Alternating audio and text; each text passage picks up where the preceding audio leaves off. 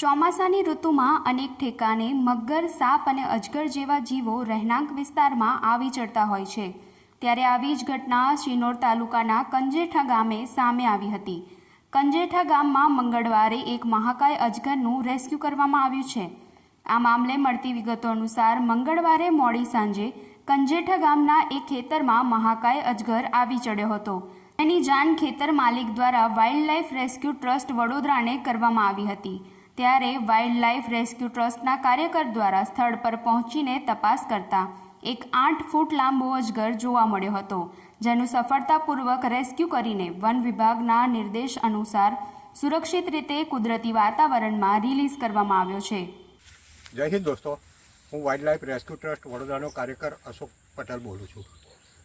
અત્યારે કંજેઠા ગામેથી રાજાભાઈ દેવાભાઈ રામનો ફોન આવ્યો હતો કે અમારા કેળના ખેતરમાં એક અજગર છે, તો તમે આવો।